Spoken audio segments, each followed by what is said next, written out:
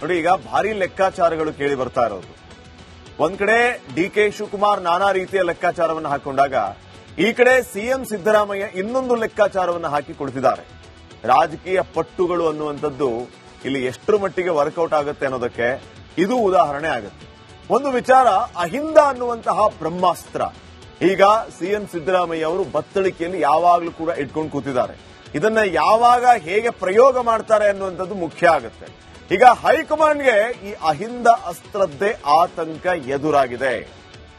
High command Ahinda ಅಸ್ತ್ರವನ್ನ ನೋಡಿ ಈ ಅಸ್ತ್ರವನ್ನ ಪ್ರಯೋಗ ಮಾಡಬಹುದು ಅನ್ನುವಂತ ನಿರೀಕ್ಷೆಯನ್ನ ಇಟ್ಕೊಂಡು ಈಗಾಗಲೇ ನಾನಾ ರೀತಿಯ ಲೆಕ್ಕಾಚಾರ ಹಾಕೊಂಡು ಕೂತಿದೆ. ಅಂದ್ರೆ ಸಿದ್ದರಾಮಯ್ಯ ಅವರನ್ನ ಪಟ್ಟವನ್ನ ಕೆಳಗಿಳಿಸ್ಬಿಟ್ರೆ ಅಹಿಂದ ಬ್ರಹ್ಮಾಸ್ತ್ರವನ್ನ ಸಿದ್ದರಾಮಯ್ಯ ಹೂಡ್ತಾರೆ ಅನ್ನುವಂತ ಮಾತಿದೆ. ಸೊ ಅಹಿಂದ ಲೆಕ್ಕಾಚಾರ ಕೇಳಿಯೇ ಹೈಕಮಾಂಡ್ ಈಗ ಬೆಚ್ಚಿ ಬಿದ್ದಿರುವಂತದ್ದು. ಒಕ್ಕಲಿಗ ಲಿಂಗಾಯತರಷ್ಟೇ ಬಲಿಷ್ಠವಾಗುತ್ತಿದೆ ಈ ಅಹಿಂದ ಬಣ. ಹೈಕಮಾಂಡ್ಗೆ ಕ್ಷೇತ್ರವಾರು ಅಹಿಂದ ಮತಗಳ ವರದಿಯನ್ನ ರವಾನೆ ಮಾಡಲಾಗಿದೆ. ಯಾವ್ಯಾವ ಕ್ಷೇತ್ರದಲ್ಲಿ ಎಷ್ಟೆಷ್ಟು ಅಹಿಂದ ಮತಗಳಿದೆ ಅದು ಸಾಲಿಡ್ ಆಗಿ ಸಿದ್ದರಾಮಯ್ಯ ಅವರಿಗೆ ಸಿಗುತ್ತೆ. ಅದು ಯಾವ ರೀತಿ ವೋಟ್ ಆಗಿ ಕನ್ವರ್ಟ್ ಆಗುತ್ತೆ, ಇವೆಲ್ಲವೂ ಕೂಡ ಈಗ ಅಳೆದು ತೂಗಿ ಹೈಕಮಾಂಡ್ ನಿರ್ಧಾರ ಮಾಡ್ತಾ ಇರುವಂತದ್ದು. ರಾಜ್ಯದ 224 ಕ್ಷೇತ್ರಗಳಲ್ಲಿ ಅಹಿಂದ ಮತ ಪ್ರಮಾಣದ ಮಾಹಿತಿಯನ್ನ ತರಿಸಿಕೊಳ್ಳುವಂತಹ ಕೆಲಸ ಈಗ ಆಗಿದೆ. ಅದರಲ್ಲಿ 224 ಕ್ಷೇತ್ರಗಳ ಪೈಕಿ 19 ಕ್ಷೇತ್ರಗಳಲ್ಲಿ 80% ಮತದಾರರಿದ್ದಾರೆ. ನೋಡಿ, 224 ಪೈಕಿ 19 ಕ್ಷೇತ್ರಗಳಲ್ಲಿ 80% ಸಾಲಿಡ್ ಅಹಿಂದ ಮತಗಳಿದೆ ಅಂತಂದ್ರೆ ಅವೆಲ್ಲವೂ ಕೂಡ ಸಿದ್ದರಾಮಯ್ಯ ಅವರಿಗೆ ವೋಟ್ ಆಗಿ ಕನ್ವರ್ಟ್ ಆಗುತ್ತೆ ಅಂತಂದ್ರೆ ಸಿದ್ದರಾಮಯ್ಯ ಅವರ ಶಕ್ತಿಯನ್ನ ಅಂಡರ್ ಎಸ್ಟಿಮೇಟ್ ಮಾಡೋದಕ್ಕೆ ಆಗಲ್ಲ. 42 ಕ್ಷೇತ್ರಗಳಲ್ಲಿ ಮತದಾರರಲ್ಲಿ 80% ಅಹಿಂದ ಮತಗಳೇ ನಿರ್ಣಾಯಕ. ಎಷ್ಟು? 80% ಕ್ಷೇತ್ರಗಳಲ್ಲಿ 224 ಕ್ಷೇತ್ರಗಳ ಪೈಕಿ 80 ಕ್ಷೇತ್ರಗಳಲ್ಲಿ ಅಂದ್ರೆ 80% ಅಹಿಂದ ಮತಗಳೇ ನಿರ್ಣಾಯಕ ಆಗುತ್ತೆ. 83ಕ್ಕೂ ಹೆಚ್ಚು ಕ್ಷೇತ್ರಗಳಲ್ಲಿ 70% ಅಹಿಂದ ಮತಗಳು ನಿರ್ಣಾಯಕ ಆಗುತ್ತೆ. 49 ಕ್ಷೇತ್ರಗಳಲ್ಲಿ 60%ಕ್ಕಿಂತ ಹೆಚ್ಚು, 22 ಕ್ಷೇತ್ರಗಳಲ್ಲಿ 50%. ಈ 50% ಮಾರ್ಜಿನ್ಗಿಂತ ಕಡಿಮೆ ಯಾವುದೂ ಇಲ್ಲ. ಅಲ್ಲಿಗೆ ನೀವು ಲೆಕ್ಕ ಹಾಕೊಳ್ಳಿ. 80%, 72%, 68%, 50% ಈ ರೀತಿಯ ಮಾರ್ಜಿನ್ ನಲ್ಲಿ ಅಹಿಂದ ಮತಗಳೇ ನಿರ್ಣಾಯಕ. ಆ ಅಹಿಂದ ಮತಗಳೆಲ್ಲವೂ ಕೂಡ ಸಿಎಂ ಸಿದ್ದರಾಮಯ್ಯ ಅವರಿಗೆ ಓಟ್ ಆಗಿ ಕನ್ವರ್ಟ್ ಆಗುತ್ತೆ ಅಂತಂದ್ರೆ ಅವರನ್ನ ಟಚ್ ಮಾಡೋದು ಅಷ್ಟೊಂದು ಸುಲಭದ ಮಾತಾ ಅನ್ನುವಂತಹ ಪ್ರಶ್ನೆಯನ್ನು ಕೂಡ ಇಲ್ಲಿ ಉತ್ತರ ಕಂಡುಕೊಳ್ಳುವ ಕೆಲಸ ಹೈಕಮಾಂಡ್ ಇಂದ ಆಗುತ್ತೆ. ರಾಜ್ಯದ 5 ಕ್ಷೇತ್ರಗಳಲ್ಲಿ 90ಕ್ಕೂ ಹೆಚ್ಚು ಅಹಿಂದ ಮತದಾರರಿದ್ದಾರೆ. ಅವು ನಿರ್ಣಾಯಕ ಕೂಡ ಆಗುತ್ತೆ. 90%ಗಿಂತ ಹೆಚ್ಚು ಅಂದ್ರೆ ಕಂಪ್ಲೀಟ್ಲಿ ಅಹಿಂದ ಮತಗಳೇ ಇರುವಂತಹ ಕ್ಷೇತ್ರಗಳು ರಾಜ್ಯದಲ್ಲಿ 5 ಇದೆ. ಇನ್ನ ಸಿದ್ದರಾಮಯ್ಯ ಸ್ಥಾನಕ್ಕೇನಾದ್ರೂ ಚ್ಯುತಿ ಬಂದರೆ ಅಹಿಂದ ಮತ ಸ್ಪ್ಲಿಟ್ ಆಗೋದ್ರಲ್ಲಿ ಯಾವುದೇ ರೀತಿಯ ಸಂಶಯ ಬೇಡ.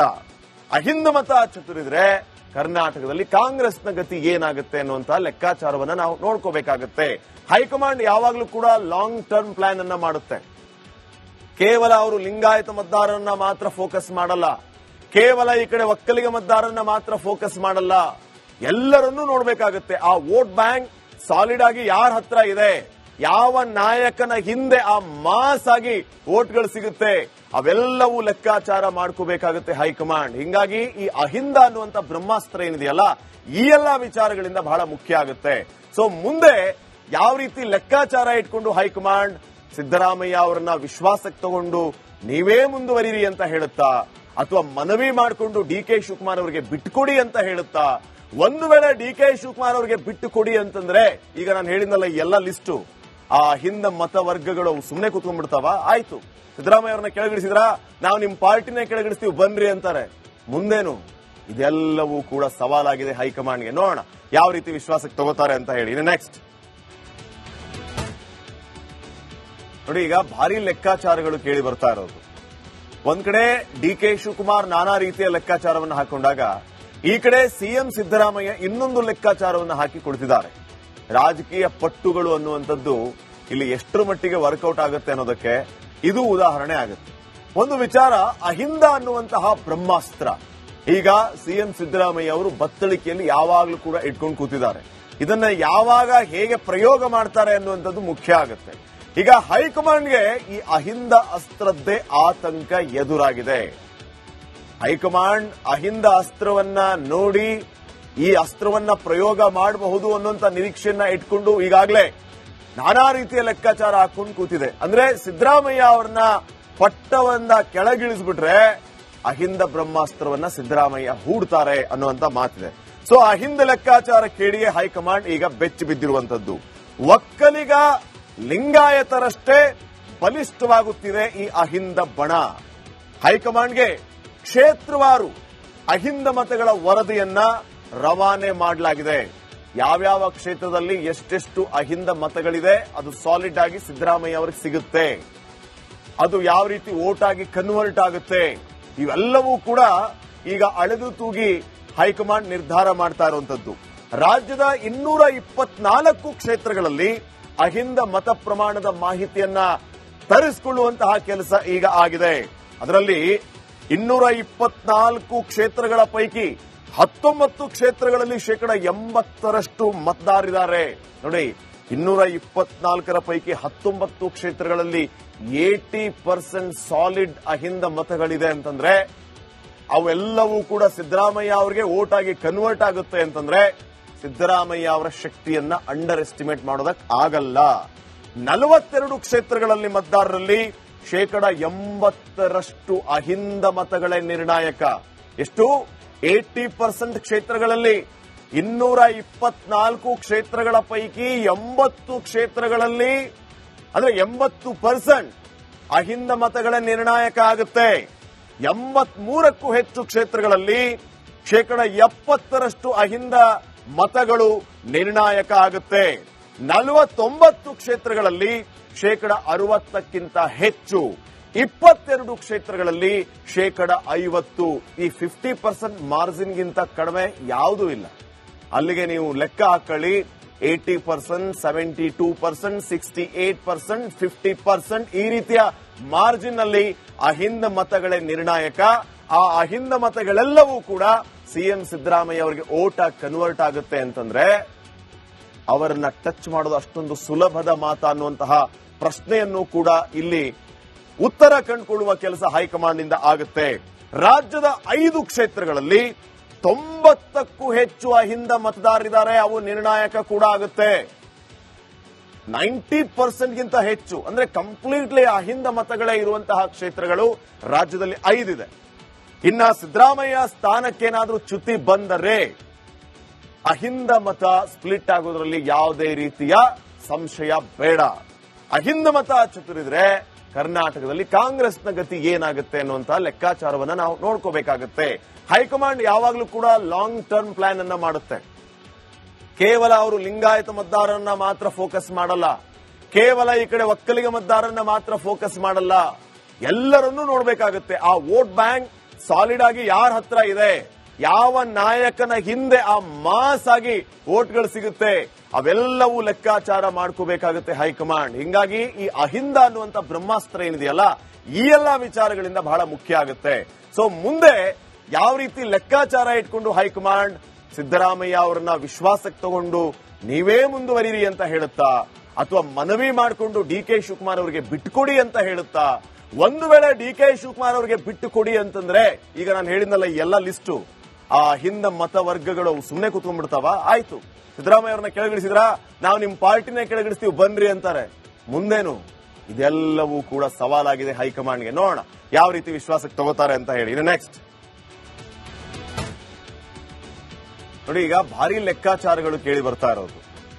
ಒಂದ್ ಕಡೆ ಡಿಕೆ ಶಿವಕುಮಾರ್ ನಾನಾ ರೀತಿಯ ಲೆಕ್ಕಾಚಾರವನ್ನು ಹಾಕೊಂಡಾಗ ಈ ಕಡೆ ಸಿಎಂ ಸಿದ್ದರಾಮಯ್ಯ ಇನ್ನೊಂದು ಲೆಕ್ಕಾಚಾರವನ್ನು ಹಾಕಿ ಕುಳಿತಿದ್ದಾರೆ. ರಾಜಕೀಯ ಪಟ್ಟುಗಳು ಅನ್ನುವಂಥದ್ದು ಇಲ್ಲಿ ಎಷ್ಟರ ಮಟ್ಟಿಗೆ ವರ್ಕೌಟ್ ಆಗುತ್ತೆ ಅನ್ನೋದಕ್ಕೆ ಇದು ಉದಾಹರಣೆ ಆಗುತ್ತೆ.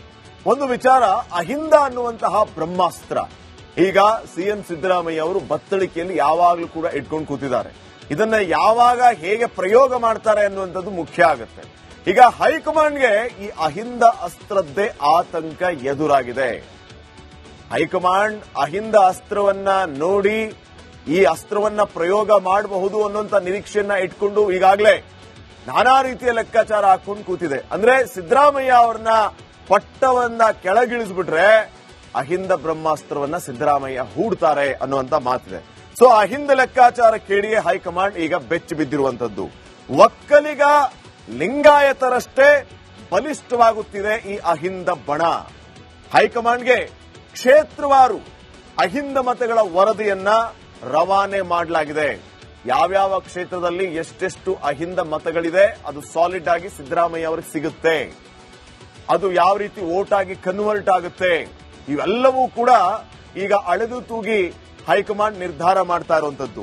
ರಾಜ್ಯದ 224 ಕ್ಷೇತ್ರಗಳಲ್ಲಿ ಅಹಿಂದ ಮತ ಪ್ರಮಾಣದ ಮಾಹಿತಿಯನ್ನ ತರಿಸಿಕೊಳ್ಳುವಂತಹ ಕೆಲಸ ಈಗ ಆಗಿದೆ. ಅದರಲ್ಲಿ 224 ಕ್ಷೇತ್ರಗಳ ಪೈಕಿ 19 ಕ್ಷೇತ್ರಗಳಲ್ಲಿ 80% ಮತದಾರರಿದ್ದಾರೆ. ನೋಡಿ, 224 ಪೈಕಿ 19 ಕ್ಷೇತ್ರಗಳಲ್ಲಿ 80% ಸಾಲಿಡ್ ಅಹಿಂದ ಮತಗಳಿದೆ ಅಂತಂದ್ರೆ ಅವೆಲ್ಲವೂ ಕೂಡ ಸಿದ್ದರಾಮಯ್ಯ ಅವರಿಗೆ ವೋಟ್ ಆಗಿ ಕನ್ವರ್ಟ್ ಆಗುತ್ತೆ ಅಂತಂದ್ರೆ ಸಿದ್ದರಾಮಯ್ಯ ಅವರ ಶಕ್ತಿಯನ್ನ ಅಂಡರ್ ಎಸ್ಟಿಮೇಟ್ ಮಾಡೋದಕ್ಕೆ ಆಗಲ್ಲ. 42 ಕ್ಷೇತ್ರಗಳಲ್ಲಿ ಮತದಾರರಲ್ಲಿ 80% ಅಹಿಂದ ಮತಗಳೇ ನಿರ್ಣಾಯಕ. ಎಷ್ಟು? 80% ಕ್ಷೇತ್ರಗಳಲ್ಲಿ 224 ಕ್ಷೇತ್ರಗಳ ಪೈಕಿ 80 ಕ್ಷೇತ್ರಗಳಲ್ಲಿ ಅಂದ್ರೆ 80% ಅಹಿಂದ ಮತಗಳ ನಿರ್ಣಾಯಕ ಆಗುತ್ತೆ.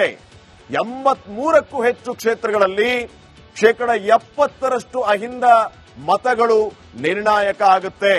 49 ಕ್ಷೇತ್ರಗಳಲ್ಲಿ 60%ಕ್ಕಿಂತ ಹೆಚ್ಚು, 22 ಕ್ಷೇತ್ರಗಳಲ್ಲಿ 50%.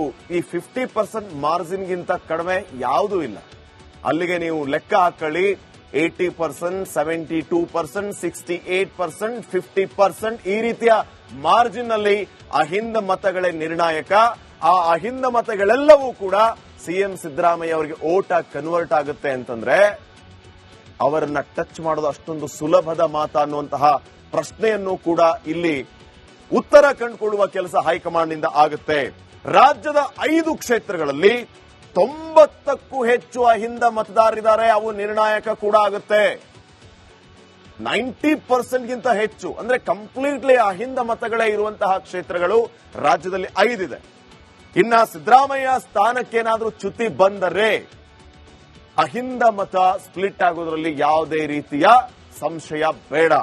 ಅಹಿಂದ ಮತ ಚತುರಿದ್ರೆ ಕರ್ನಾಟಕದಲ್ಲಿ ಕಾಂಗ್ರೆಸ್ನ ಗತಿ ಏನಾಗುತ್ತೆ ಅನ್ನುವಂತಹ ಲೆಕ್ಕಾಚಾರವನ್ನ ನಾವು ನೋಡ್ಕೋಬೇಕಾಗತ್ತೆ. ಹೈಕಮಾಂಡ್ ಯಾವಾಗಲೂ ಕೂಡ ಲಾಂಗ್ ಟರ್ಮ್ ಪ್ಲಾನ್ ಅನ್ನ ಮಾಡುತ್ತೆ. ಕೇವಲ ಅವರು ಲಿಂಗಾಯತ ಮತದಾರರನ್ನ ಮಾತ್ರ ಫೋಕಸ್ ಮಾಡಲ್ಲ, ಕೇವಲ ಈ ಕಡೆ ಒಕ್ಕಲಿಗ ಮತದಾರರನ್ನ ಮಾತ್ರ ಫೋಕಸ್ ಮಾಡಲ್ಲ, ಎಲ್ಲರನ್ನೂ ನೋಡ್ಬೇಕಾಗುತ್ತೆ. ಆ ವೋಟ್ ಬ್ಯಾಂಕ್ ಸಾಲಿಡ್ ಆಗಿ ಯಾರ ಹತ್ರ ಇದೆ, ಯಾವ ನಾಯಕನ ಹಿಂದೆ ಆ ಮಾಸ್ ಆಗಿ ವೋಟ್ಗಳು ಸಿಗುತ್ತೆ, ಅವೆಲ್ಲವೂ ಲೆಕ್ಕಾಚಾರ ಮಾಡ್ಕೋಬೇಕಾಗುತ್ತೆ ಹೈಕಮಾಂಡ್. ಹಿಂಗಾಗಿ ಈ ಅಹಿಂದ ಅನ್ನುವಂತ ಬ್ರಹ್ಮಾಸ್ತ್ರ ಏನಿದೆಯಲ್ಲ, ಈ ಎಲ್ಲಾ ವಿಚಾರಗಳಿಂದ ಬಹಳ ಮುಖ್ಯ ಆಗುತ್ತೆ. ಸೊ ಮುಂದೆ ಯಾವ ರೀತಿ ಲೆಕ್ಕಾಚಾರ ಇಟ್ಕೊಂಡು ಹೈಕಮಾಂಡ್ ಸಿದ್ದರಾಮಯ್ಯ ಅವರನ್ನ ವಿಶ್ವಾಸಕ್ಕೆ ತಗೊಂಡು ನೀವೇ ಮುಂದುವರಿರಿ ಅಂತ ಹೇಳುತ್ತಾ, ಅಥವಾ ಮನವಿ ಮಾಡಿಕೊಂಡು ಡಿಕೆ ಶಿವಕುಮಾರ್ ಅವರಿಗೆ ಬಿಟ್ಟುಕೊಡಿ ಅಂತ ಹೇಳುತ್ತಾ?